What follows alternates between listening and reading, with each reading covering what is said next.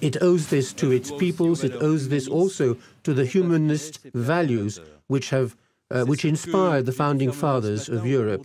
And I said this at this morning's meeting. France put 3 points on the agenda. Europe has agreed, and our country has been heard. We today have made powerful operational decisions with results which should be visible before the end of the year on 3 topics: the PNR, European PNR, weapons, firearms, and controls on the border. As regards the PNR airline passenger data, this is indispensable for fighting against terrorism, particularly in order to follow the movements of terrorists who come back from foreign countries. Before the end of the year, we want the PNR airline passenger data system to become a useful tool which allows us to track the movements of people who seek to attack us. Internal European flights mandatorily must be included in the PNR plan, and the conservation of data must be sufficiently long, 1 year, not 1 month, as it was initially drafted in the initial drafting of the document. The data must be available to the intelligence services and the counter-terrorist services. So 1 year for preserving data. 1 month was certainly not serious. As you know, negotiations are underway with the European Parliament.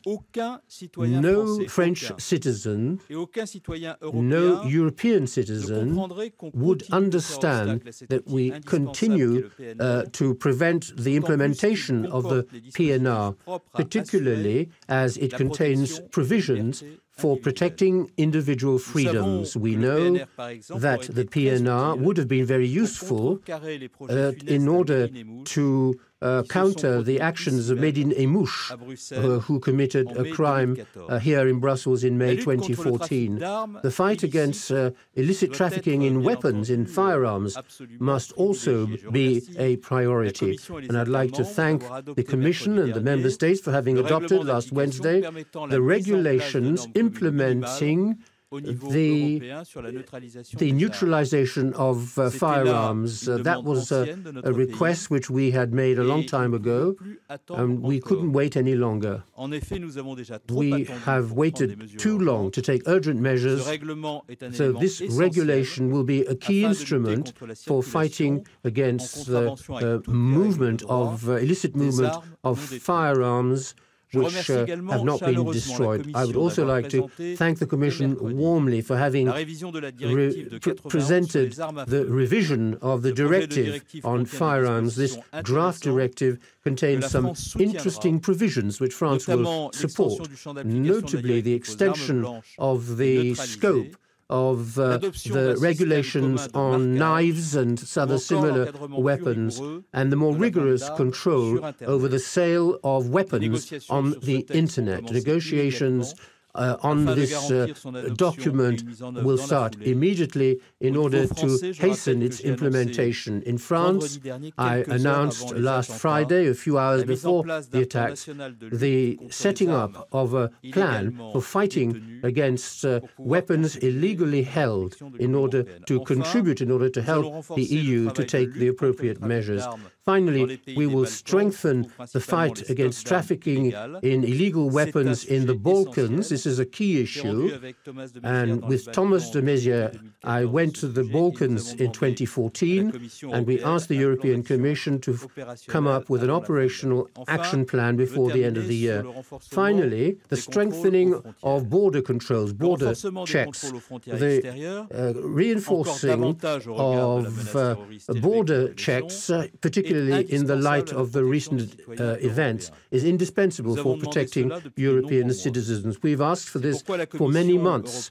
So the European Commission has accepted to submit by the end of the year a proposal for reforming the Schengen Border Code in order to make it possible to have border checks and controls at all external borders, including people who benefit from free movement. This is a a crucial change and a major demand made by France. These checks will be carried out on the basis of access to European databases, the SIS database, the Interpol database, which also contains crucial data on the descriptions of people who are wanted. This implies better sharing of information between member states and real-time provision of data in European databases, highlighting the identities of foreign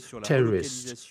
As regards we mustn't call into question the basic rights, of course. We have asked all migrants who enter the Schengen space, the Schengen area, should be subject to security checks with reference to the relevant databases, visa information, and the databases. The states where the migrants arrive for the first time will be given support in this regard.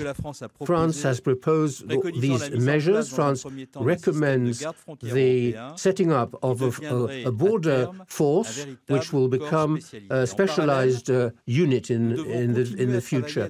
We must continue to work on reducing inflows of migrants from Greece, and we must intensify our dialogue with Turkey, and we must also hasten the return of migrants to their countries of origin when they don't qualify for asylum. I indicated quite clearly this morning to my European colleagues that France will keep border checks, which it has reintroduced since last week, as long as the terrorist threat requires this. This is necessary for the protection and security of French citizens in the context of serious threats. We are continuing with the Ministry of Finance the fight against the financing of terrorism.